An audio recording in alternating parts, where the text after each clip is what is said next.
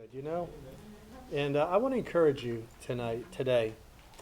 This whole weekend of ASLI really is our way of kind of trying to pump you up for a year. Do you know what I mean? We're trying to give you some things to take with you that'll help you stay true and stay on it. There are a lot of people who have come and gone. One of the things that grieves Terry and I, be honest with you, as we travel around the country, and especially we go to the same churches year after year in the Northeast. This is our heart. Our heart beats in the Northeast, honestly. But our heart beats for the deaf, doesn't matter where they are, but the Northeast is the place God's put us. And it saddens me when we go back year after year to the same places and people are gone. People who came forward at meetings and said, I'm giving my hands to God and I'm giving my heart to God. And next year they're not there and I'll say, so where's so-and-so? Oh, they don't work with the deaf anymore. They're not even at our church anymore, maybe. And just on. And it's tough. It saddens Terry and I. We want to so much be an encouragement to you all. And one thing I love about Silent Word Ministries, I love a lot about it, to be very frank with you, but one of the things I really love is we care a lot about local church ministries. That's what we're about. And it's been that way from the very beginning. Ted Camp and Carlene poured their lives into independent local churches, and that's what we're still doing. And by God's grace, you pray for John and I. God has called he and I to be the leaders that will follow Ted Camp. And it's a huge responsibility. I think it's an immense responsibility, but we really want to be true to what God initiated this ministry to be. We want to remain faithful to it. So let me ask you to pray for John and I, all right? It's our heart's desire to do that, but you know how things go. We've watched a lot of ministries that I thought would never fail, that have, I think in this last year, we have seen 3 major Christian colleges close their doors and turn their back from what they were so faithfully for so many years. And so it's foolish of us to think, well, that couldn't happen to us. Of course it could. And so we want to ask you to pray for John and I and Diane and Terry. We meet twice every year with Ted and Carlene. Praise God. Ted and Carlene are still very active, very healthy. They're doing well. But Ted is going to turn 80 years old Monday. He'll be 80 years old. And he's still producing, he's still printing, he's still writing, he's still involved. I mean, I guarantee you, he just left the office. He still can do dog and cat on both hands. I don't know how he can do that, but anyway, pray for John and I, pray for Ted and Carlene for sure, for their health. And as long as they're alive and well, they're going to be involved in leadership. But we appreciate you praying for us in that. All right, if you did not get the yellow paper, would you just raise your hand? Did everybody get the yellow paper? Oh, Heather, they're right back there on the, there's one right there. Okay, very good. There's one back there on the chair. Good enough. When John calls me about the sessions that I'll teach, I've just been pretty open with you about our leadership at Silent Word. Let me be open with you about John and I. We realize that he and I are very different. I don't know if you've noticed. Well, we are. Ted has said often that John is the hands of the ministry. He's forgotten more about sign language than I'll probably ever know. He's gifted in that, and he loves it. He can teach it. He's very good at communicating it. I am not the hands of the ministry. I use sign language. I try to do the best I can with it. I'm always trying to improve. I don't make an excuse about that. I'm trying, as I said in the session earlier, I want to be the best interpreter on the earth. I really do. I'm trying to do my best with that. It doesn't come naturally to me. It's John's baby. He loves the hands part of the ministry. But my part of this ministry, and I know it, and John knows it, I'm the heart part of the ministry. I speak to the heart. That's who I am. So for me to come to ASLI, I feel a little intimidated with you all. Because as far as sign language goes, I don't want to tell you what to do. I'd be afraid I might tell you the wrong thing to do. So I would rather come and talk to you about what my passion is. And it is hard. I realize that.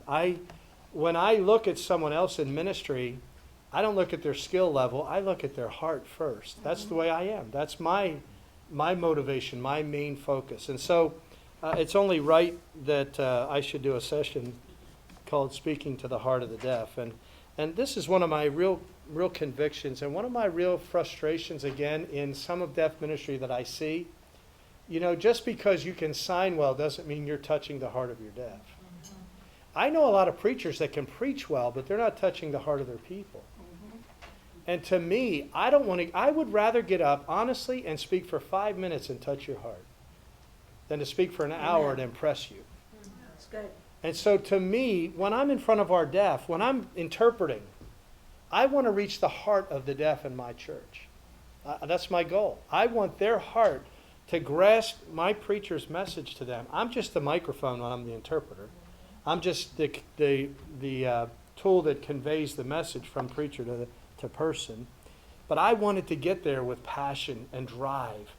I remember I told our pastor one Sunday night, he preached a great message, and I had the privilege to interpret it.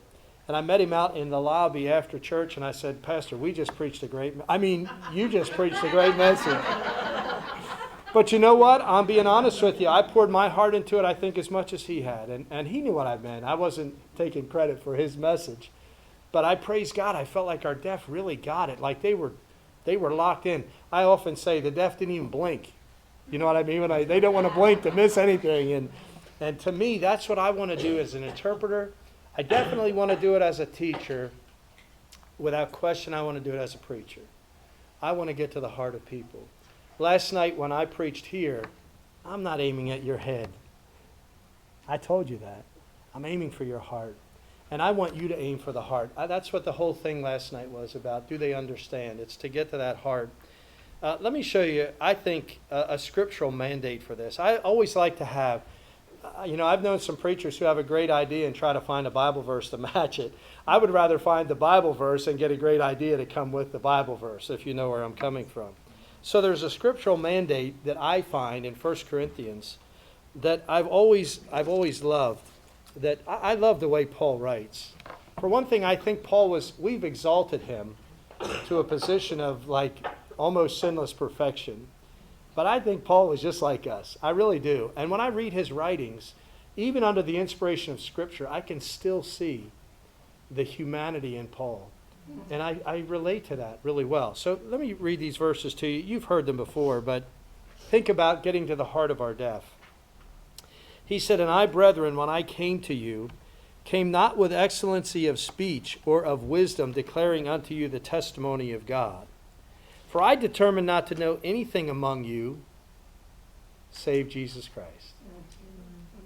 That's enough, isn't it? Save Jesus Christ, and him crucified. And I was with you in weakness, and in fear, and in much trembling. By the way, that verse right there, that third verse could describe most interpreters I know. They go in weakness and in fear and trembling to interpret. I was talking to somebody, Betty Lou, I think it was. She was saying she interpreted a little bit, and she sweat 5 pounds off in one 10-minute little thing. I told her the first time I interpreted, I was soaked through and through, everything I had on. I was so nervous. I was there with fear and trembling and all that. And then look at verse 4. And my speech and my preaching, listen to this, was not with enticing words of man's wisdom, but in the demonstration of the Spirit and of power. Now, Baptists, don't get nervous. That your faith should not stand in the wisdom of men, but in the power of God. Let me look at those last 2 verses with you, would you? Paul said, my speech, my preaching was not with the enticing words of men, the impressive words of man's wisdom, the intellect that the world gives. You know, you listen to these politicians speak. And I'm not trying to pick on politicians, but let's just think about it for a minute. They'll give a speech, and when they get all done, you say, what was that guy talking about? They said a lot of really neat words and phrases that fit together perfectly. And it's with man's wisdom, but it doesn't have the power of the Spirit of God. And I want you to see that part. Paul said, I came to you in a demonstration of the Spirit and of power. Can I encourage you in something today that may come off, you may not expect this one, but if I'm going to reach the heart of deaf people, I need to have the Spirit of God that's going to tap on their heart's door. I can't do it. I thought back, and I've been really praying and begging God, I need some help. I need some people to come help me. I need a new Jim Braceland. Now, you're not going to, I'm still here. I'm not saying that. But I want somebody who's going to come and reach the Northeast so I can go and do other things that I can see that God has for me. I just believe that He has for me. I can't leave what I'm doing till somebody comes in my place. You follow what I'm saying? I've been begging God for years, very honestly, for a man that would come and have the heart that I have for this ministry that God could use beyond what I could do. Hopefully a younger man would be nice. But somebody would replace me. Alan Snare's preaching in this room today. He's 68 years old. Ronnie Rice is 67 or 68 years old. Reggie Rempel. These are men of God. Terry Buckholtz. These are great preachers. They're men of God, but they're getting old. And I'm praying for somebody to replace them. I'm praying for deaf young men who will come and get a fire in their soul like they got in their souls when they were 20-some years old. The reason I say that to you is I'm begging the Holy Spirit of God to touch the hearts. Here's why I say. In November, I was sitting at church at the Open Door in Westminster, Maryland on a Sunday night. It was the weekend before Thanksgiving. I'll never forget it. I was seated back on the left-hand side, minding my own business. I was very, very busy. I didn't need an additional ministry. I was already overloaded, and probably when I sat down that night, I went through a complaint list with God about how much I was doing and how little other people were doing. And so I sat down, and I see this visiting preacher who I don't know. I've never seen him before. I don't know him from Adam's house cat. He gets up there, and he's a tall guy, kind of a southern drawl, and he starts talking. His hands are starting to move. And I thought, what in the world? I never saw anything like this. And I got sucked into the vortex of Ted Camp. And before I know it, I'm totally 100% sucked into what he's talking about. And I learned that night cross and Jesus and church. That was about it. He signed the whole service. But while he signed, God touched my heart. Ted Camp had no idea who Jim Braceland is. He never met me. He didn't know my name. If you stood me in front of him, he just shook my hand and said, "Nice to meet you." He never had met me. But while Ted was preaching, the Holy Spirit was doing His work in my heart. And here I am, 30 years later, and I'm hoping God will do the same thing through something I might say to the deaf I'm trying to reach and to you. And so I realize it's got to be from God's hand to your heart. And when I'm teaching and when I'm preaching, I don't want it to be with excellency of speech. Or let's put in there, let's look at verse 4 again. And my signs and my teaching were not with enticing signs of man's wisdom. I'm not trying to pervert the word of God, but we're here deaf workers. You with me? It's not my signs that I want to impress you with, but I do want to know that the Spirit of God's hand is on my life. And when I preach, it goes onto your heart, just like it did with Ted that night with me. So beyond just that touch of my heart to your heart, I want you to have some clues about how to reach the deaf where you are and reach their heart. So I ask a couple questions, and you're going to have to be involved, all right? I know it's nap time. I'm very well aware of that. And so what I want to do, I'm going to ask you a few questions throughout this session, and I do want you to answer. But I ask an initial question, and I don't know that you need to answer this one right off the bat, but what separates an interpreter in a church setting from an interpreter that shows up at a doctor's office or a school or a lawyer's office? Here's what I wrote. The deaf should be able to trust that the interpreter in church would keep the things that are shared in church in their heart and private and confidential. They expect to have an RID interpreter, a certified interpreter. It's one of the professional code of conduct. You've got to, agree to confidentiality. Hey, you know what? If a deaf person comes to you with a burden and they share their burden with you, don't go tell 5 people about it. Don't go share it with all the other deaf workers like everybody needs to know. I pastored a church for 5 years. There were things discussed in the deacons' meetings with me, the pastor, and the deacons. And deacons' wives would come to my wife and say, "Hey, what do you think about what they talked about last night in the meeting?" And my wife would say, "What?" She knew nothing about it. She doesn't know about it till today. I sat in counseling meetings with couples, and my wife has no idea that those people even had a marriage problem. let alone what their problem was. Amen. Are you with me? Hey, when you are the interpreter for your deaf, you become in a position much higher than just an interpreter. You become a confidant. And if you take what they've told you and you tell one other person, they'll know it, and they'll never come back to you again. You're going to destroy a relationship. So a certified interpreter has an obligation to keep things confidential that are spoken in the interpreting setting, and we should too. The next thing I put is deaf should be helpful helped without regard to who they are, what their skin color is. Again, I'm looking through the Code of Professional Conduct a little bit for the certified interpreters. You know what? We all have this tendency. James wrote about it. The guy that comes in rich, we give him the best seat in the house. The guy that's kind of poor, we kind of say, would you mind sitting over there where nobody can see you? When deaf people come into your church, some of them you're going to like. Some of them you're not going to like. There shouldn't be any difference in the way you treat the one you like and the one you don't like. They ought to all feel like you love them. My mother died 8 years ago, almost 8 years ago now. And at the funeral, our children, we have 4 children. My sister had 2 living children, one that has gone on to heaven. And the 6 grandchildren wrote stuff about my mother, their Nana. And our preacher, I'll never forget it, at the funeral, the preacher, they couldn't read them, so they printed them out. They gave them to the pastor. I never saw them. And our pastor got up and he kind of chuckled and he said, I'm going to read some things from my mother's grandchildren. He said there's 2 common themes that run throughout each of their letters. Each of the things they wrote, they all write about 2 things. One is that their grandmother was not a good driver.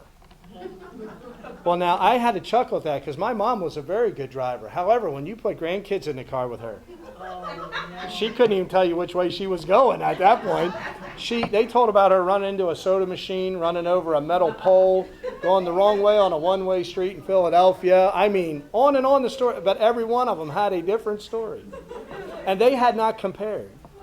But then here's what touched my heart, and here's what I want to get across to you with your deaf. The second thing he said, every one of the grandchildren felt like they were the favorite. They were loved the most. You know what? Our deaf ought to feel that way. The deaf you reach and you try to connect with, every one of them ought to feel like they're your favorite. Now, you know, this weekend for me, I love you all coming to my church. I get to sleep in my own bed, and I still get to see you. I don't have to drive 6 hours to get to where you live, some of you. But you know what I love? Some of your deaf come with you. I try to make it a point. Now, we're here because we are in what kind of ministry? Deaf ministry, right. If I'm not careful, I focus my time and attention on you. And we're here for deaf ministry. We got a whole room full of deaf people over here. So I try during the break. I really try. I go out, and when I'm with deaf, I always do this. I don't know why. I'll just tap them on the shoulder. Hey, squeeze their shoulder if they're guys. Tap them on the shoulder, squeeze them on the shoulder. You know, when I walk past Alan, every time I walk past Alan, I run into him. Just for fun. Just for fun. You know what it is, though? It tells him, hey, he noticed me. And I want them to know, the deaf that are in that room, I want them to know they're the people that are very precious to me. I'm going to tell you something. Don't be mad at me, all right? But when I asked the questions for the last session I just did, I told the deaf, I said, let me tell you something. I love the deaf. I like hearing people. But I love the deaf. I wish you could have seen him when I said it. By the way, I mean it. I really do mean it. I love that you're here, and I love talking to a room that's full. You with me? There's a lot more of you than there are of them.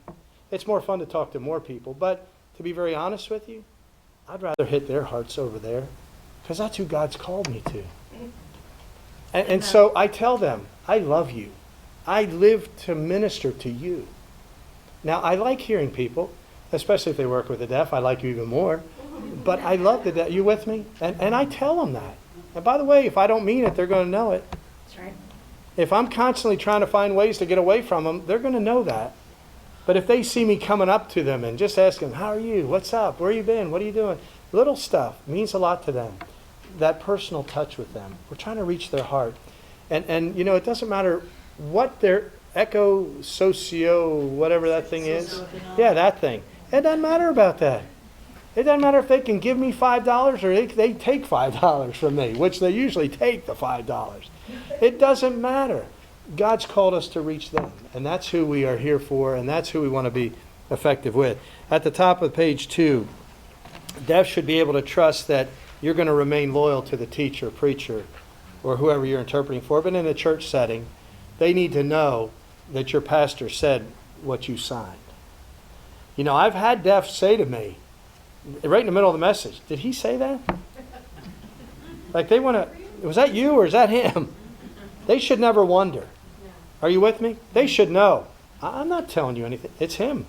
That's, you know, and again, loyalty to the speaker is very, very important. Deaf should expect to have respect shown to them in church from the interpreter at all times. Let me give you something that we got chastised about a little bit at Silent Word Ministries, just to be transparent with you. There's times we're doing a meeting, we're like these all-day meetings, Fantastic Saturdays, and sometimes hearing people will talk to us. And there's deaf that are around, and you know, you've been signing and signing and signing, and you get a chance to talk to a hearing person, you don't have to sign. And sometimes we would just talk, and we got some deaf that said, hey, we're here. You should be signing when we're here. They're right. And that's kind of what I'm talking about here. If deaf come near you in church, whether you're talking to hearing people or deaf, doesn't matter. You ought to sign to let them know what the conversation is, unless it is a private conversation. Do you remember the guy I told you in the last one that comes and stands next to me? There's times I have to say to him, I have to talk to him private. And I do that because I'm not being mean to him, but he can't hear what we're saying. So I don't want him to just stand there and look at me because he'll read lips eventually. And the person I'm talking to wants to be private. So I'll tell him, you need to go. I'll talk to you. I'll find you later over there, you know, but just. So anyway, but if it's not private or confidential, sign for him. All right? Let them know what's going on. Deaf should be able to expect that the interpreters in church are trying to improve. Just like yes? I'm sorry, just a real quick question. Sure. Always before the service, we pray. The interpreters pray, and we stand around in a circle and pray. I guess we all had the question, do we sign while we're praying between all of us, or do we just hold hands and pray? Are the deaf what? We're right in front of the deaf. Yeah. I would sign. Unless you have, now let me say the only exception to that, there are always exceptions to rules, by the way. If you're praying for specific things about specific deaf that are there that not everybody knows about, but you, the service then I would sign. I would sign. If it's just general praying, I would sign. Okay. But if let's say you know Susie Q is going in for a very private surgery, and she told you, would you let the other interpreters know, be praying for me tomorrow? You don't want to, but she hasn't told the other deaf. You don't want to stand there and pray for Susie Q's surgery tomorrow, and all the other deaf are like, whoa, they'll be looking at Susie Q, and she'll be like, so there's an exception. But if you're just... Would you sign the majority of it and then just kind of voice that part? No, I would do that separate then. I would, if you're going to pray for that, I would go in a room where they cannot see you and just pray. Do you think we should just go off to a room? You could. Because we're just holding hands? You could. If you feel that unity is part of what you're doing, then do it. Go off separate. But if you're in the room with them, this is the point. If we're not in the room, this is one of my other pet peeves. I'm giving you a lot of my pet peeves. If we're all hearing and I'm signing, there's no deaf here, that's one of my pet peeves. I can hear. You don't have to sign in front of me. So to just sign to sign, unless you planned, we're going to practice on Wednesday, we're only going to sign, that's fine. But you know, when Frank and I come up to each other and we're in this room and there's no other deaf here, if he's signing to me, I'm like, Frank, you know, I can hear you. So just go ahead and sign to me. That's anyway. But if you feel like you want that just unity of you to get, yeah, go off to a room where they can't see you, and you're fine with that. You're not, and in that you're not ignoring that. But if you stand right in front of them and you don't sign, then you're kind of. Like, we know you're here, but we don't care about you. You don't mean that, but you might come across that. I know that I was talking with a hearing person, and then a deaf person came up, and as I was talking, the hearing person was like, why are you signing? You know, because she's here, and right. I don't want to be part of the, because sometimes the right. hearing, they don't, you know, we're just chit-chatting, but yeah. why are you signing? You know, because we need to have her. Yeah, and that is correct. You're doing the right thing. So I put in here exactly what is it that separates a church interpreter from a certified interpreter. There's only one thing that I know of. Because all those things above there are things certified interpreters do too. The one thing that separates us is heart. One of the things that bothered me when I started to read books about that I was telling you for that test that I took, they referred to the deaf as the client. That bothers me big time. I don't like that. Why don't you just say the deaf? Maybe that's not correct. I don't know. But client to me makes it like a sterile environment. They're a thing. It's like calling a baby a fetus or an embryo or whatever the word is they use. The deaf, the thing that separates us is the heart. And that's what I'm trying to emphasize here. Yes? Well, I know with Crystal, she's got some of these deaf friends that are unsafe. And to them, client is the correct word because they think that makes them important. And they actually really look down on the interpreters that are interpreting for them. Because Yeah. having an interpreter is like having a thing. It's their right. Yeah. It's my right to have an Yeah. interpreter. And see, I'm looking at it from the other point of view. So, but yeah, to yeah, me- me too, but I'm just from Yeah. Crystal sharing with me things. Yeah. You know, and you know, we really had to work through all this interpreting thing, because she's like, well, I want an interpreter, and it's like, but I can interpret for you. Yeah. And it wasn't until she saw a bill for 5 minutes, and the interpreter was very unprofessional, and she was late for a meeting. And for 5 minutes, she got paid over $300. And then Crystal was like, $300 for what? And she wasn't even, you know, she didn't even Yeah. know the signs, because she had to ask you for the signs. Yeah. You know, so. Yeah. Yep, I'm with you. Yes. There's one thing, there's skilled interpreters for the deaf, that I've talked to them, I've met the skilled interpreters in our area. Some are the friendliest, sweetest people, they're like, hi, how are you? And they talk to the deaf. I watch them, they get to know the person. But there's one, she's, Yeah. Yeah. they're like, they don't trust her because of that. She does Yeah. not, I'm like, how are you? Yeah.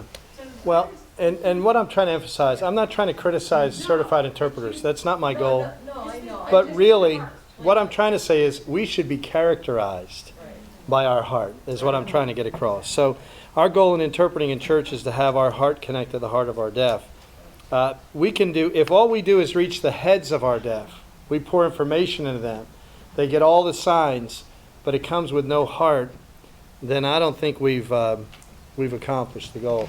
Again, as a preacher, I'm aiming for your heart, not for your head. I don't care to educate you. To be frank, you can get better education on your own, studying other things, than you can from me. My heart is, and this is what I often tell people. I've had people say, boy, that message really touched my heart. And I'll say, well, the reason it touched your heart is because it started with my heart first. And God touched my heart with it. I ask God, I don't preach things. I really try not to ever preach something that hasn't first crushed my heart. If it crushes my heart, then I have a chance of giving it in such a way that it will crush your heart too. If it doesn't crush my heart, it's just from my head to your head, and my head doesn't have that much, so you're getting a grilled cheese sandwich instead of filet mignon. But anyway, It's a little off, I just thought it would benefit everybody if you could answer it, I'm sorry. that's all right. I'm tired. The quick question was, our deaf are sitting there and pastor's preaching and we're going, and she has a question, and she just, asks the interpreter right while the Yeah. pastor's preaching. How would you handle that? That's good. You're right in the middle of interpreting, and a deaf person asks you a question. What do? I tell them, hold, I'll talk later to you about it, okay? And then again, you got to remember it. And I just keep going. I'm being disloyal to the speaker if I take the rabbit trail. So I tell them, I'll talk to you later. I'll remember. And then you got to remember. Go back to it. Did you have a question? I just had a comment about the title, like deaf versus client or whatever. Mhm. Like this one conference I was at, they were saying that it makes them feel like they're not a person, they're a label, because just like also like if you would call someone who has Down syndrome instead of saying that girl over there who has Down syndrome, like saying that Down syndrome. Yeah. Like The something title. like Gotcha. that. Yeah. So, like assigning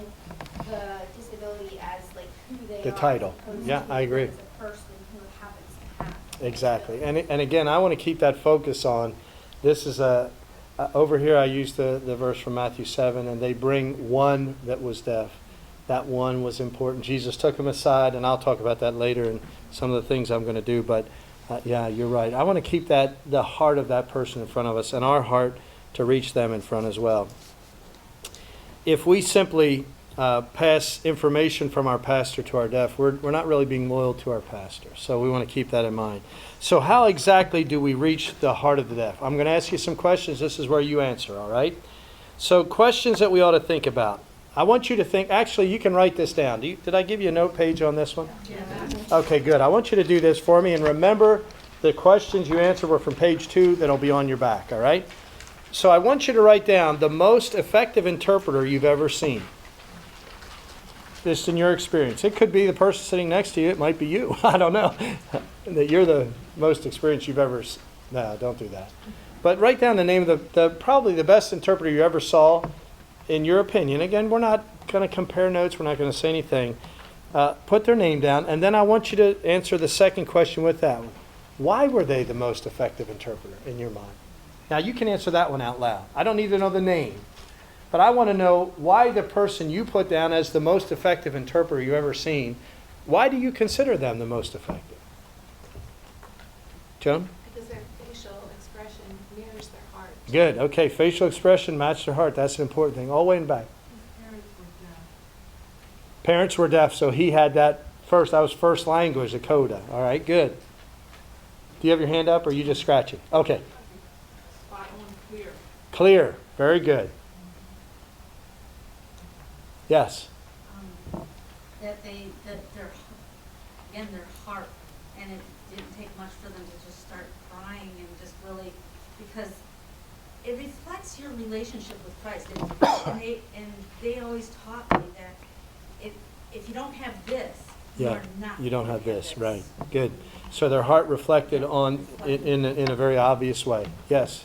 You have a very well knowledge and education of who he's speaking to, and you have exactly to bring the message across that is being said to really impact who he's speaking to. Did you all hear that? So knew the deaf person they were talking to well, and knew the best way to get the information to the deaf in the interpreting setting. Yes. I would say humble. Humble. You know? Yeah, that's They good. know that they're not, they know that they're still learning. Good. Good. Anybody else? Deb, did you have your hand up? No, you were scratching too. There's a lot of scratching going on. Chris? They're able to stay focused on what they were doing. There's many times I've seen interpreters, it becomes rote, it becomes mechanical rather than personal communication. Good. Okay, those are good things. I hope you were listening. Hope you wrote some down and got some of those. All right, now the next question. Write down, again, this is for your eyes only, write down the least effective interpreter you've seen. Person you looked at and said, man, I have no idea what they're saying, and the deaf are looking around like, what in the world is going on? So now let's answer that. You don't have to write that one down if you don't. That's kind of nasty. But anyway, why was that person the least effective? What are some of the negative things we could point out? The fact that they don't take time to truly learn, they might have learned way back and they've not, they're not truly understanding the current death and their needs and having that relationship and speaking their way to touch and affect. So they're not staying up with the newer ways of signing, kind of losing touch with the deaf of today, And not listening to correction. and not listening to correction. All right, all the way in back. Kind of using the whole body but not being clear at all. So kind of like this garble. A lot of motion, Gestures. a lot of motion without a lot of information. Gotcha. Okay. No one knew what she was saying. Good. Okay. Good. Celeste. No affect.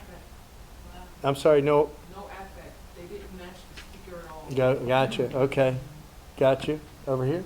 They didn't, one that I saw, it didn't care what the deaf thought.